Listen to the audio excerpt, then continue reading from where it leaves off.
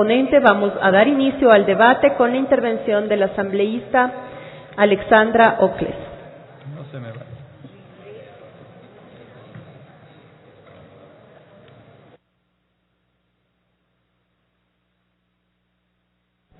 Gracias, señora presidenta, colegas asambleístas. Efectivamente, la discusión de esta ley en este día nos plantea una serie de iniciativas, pero también una serie de reflexiones alrededor de la gestión de los gobiernos autónomos descentralizados. Creo que una primera pregunta que uno tiene que hacer y responder es ¿por qué es necesaria esta norma?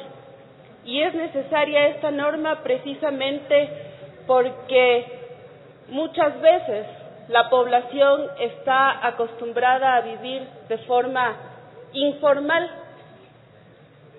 Y esa informalidad y esa construcción y creación de las ciudades responde a esa necesidad urgente de la población de satisfacer sus necesidades de vivienda, de servicios básicos.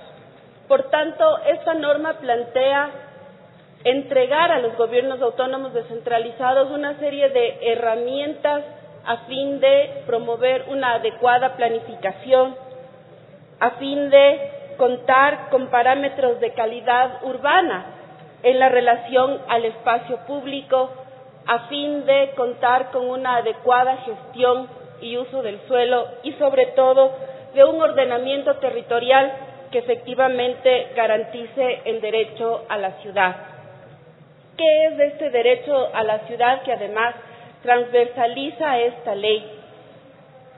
Ya nuestra Constitución en el artículo 30 y 31 nos plantea el hecho de que las personas tienen derecho a un hábitat seguro y saludable y a una vivienda adecuada y digna. Y además tenemos el derecho al disfrute pleno de la ciudad. Estos aspectos continuamente son vulnerados. Y la Carta del Derecho a la Ciudad, la Carta Mundial, nos dice que ese derecho a la ciudad se define como el usufructo equitativo de las ciudades dentro de los principios de sustentabilidad y justicia social. Uno de los aspectos reiterados que ha generado esta ley es la discusión alrededor de la vulneración de la autonomía municipal. Y uno podría preguntarse también, ¿qué autonomía? Aquella que continuamente permite en ocasiones la especulación del suelo, aquella que permite que se instalen en las ciudades asentamientos irregulares, aquella autonomía que permite la inobservancia de la ley. Creo que eso es uno de los aspectos vitales y ya más adelante la ley nos explica claramente cómo desde los diferentes niveles de gobierno es posible articular la acción a fin de garantizar el derecho a la ciudad. Pero también el COTAS dice claramente en el segundo inciso del artículo 5 que esta autonomía se ejercerá de manera responsable y solidaria. En ningún caso pondrá en riesgo el carácter unitario del Estado y no permitirá la secesión del territorio nacional. Compañeros, compañeras, ninguna norma será suficiente si no logramos garantizar la vida de la gente. Lo que hemos visto en estos días a partir del terremoto del 16 de abril, como decía, nos genera una serie de reflexiones en esta línea de poder promover el derecho a la ciudad, pero que además podamos contar con herramientas técnicas que le permitan a los gobiernos autónomos descentralizados planificar adecuadamente, promover un ordenamiento territorial y tener una adecuada gestión y uso del suelo. Uno de los aspectos que le quiero sugerir al ponente, a nuestro compañero Richard Calderón, es en el artículo 84 poder incluir, en el caso de la vivienda de interés social, poder incluir a los pueblos y nacionalidades junto con las personas de atención prioritaria. Otro de los aspectos, volvemos ya a lo que se mencionaba hace un momento, a la autonomía municipal.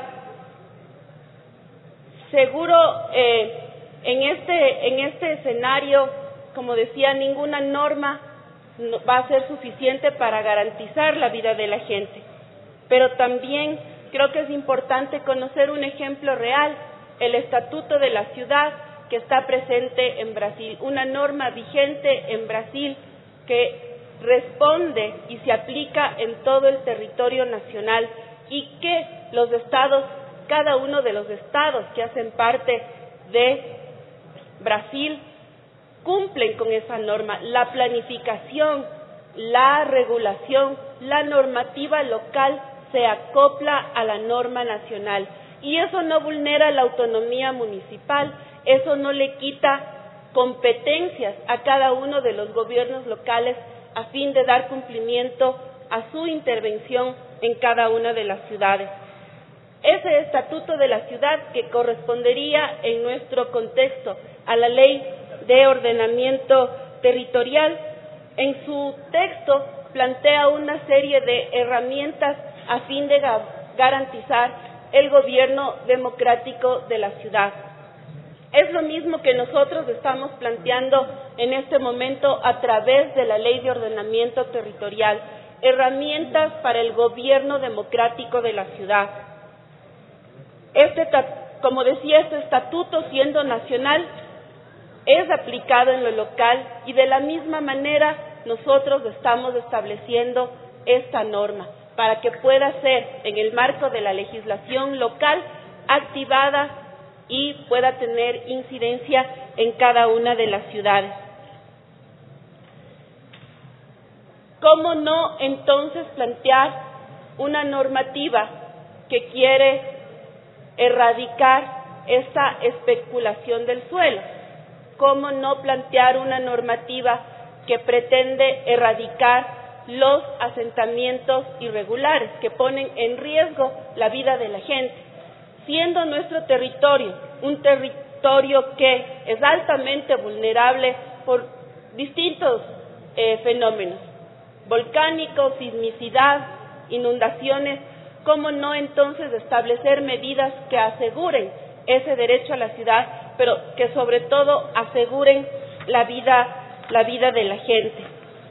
Frente a estas situaciones es que esta normativa pretende establecer estos mecanismos y también a través de la institucionalidad que plantea tanto el Consejo Técnico como la Superintendencia, posicionar estas herramientas de este proceso de acompañamiento y de asesoramiento que el Consejo Técnico establecerá a través de los distintos instrumentos, los instrumentos de ordenamiento territorial, los planes urbanísticos complementarios, los instrumentos de gestión y uso del suelo, a fin de que efectivamente en esta diferencia de municipios establecidos en nuestro país, porque no es lo mismo la capacidad del municipio de Quito, de Guayaquil o de Cuenca frente al municipio de Mira, por ejemplo, o el municipio de Delez, municipios muchísimo más pequeños que no siempre cuentan con la capacidad técnica y profesional para responder a procesos tan complejos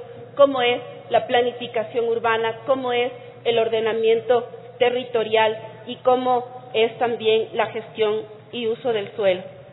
Pero quizás vale la pena ya para concluir referirme a lo que plantea el artículo 89. Tiene un minuto, asambleísta. La rectoría de este proceso, obviamente, en la política nacional la tiene el gobierno nacional a través de la entidad que emite políticas nacionales de hábitat y de vivienda, pero sobre todo, compañeros asambleístas, los gobiernos autónomos descentralizados en sus respectivas jurisdicciones tienen la definición y la posibilidad de emitir política local en lo relativo al ordenamiento territorial, a la gestión y uso del suelo y a la planificación urbana y además lineamientos que se establecen en el propio COTAS.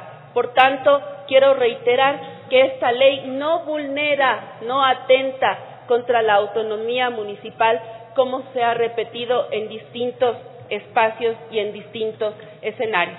Muchas gracias, señora presidenta.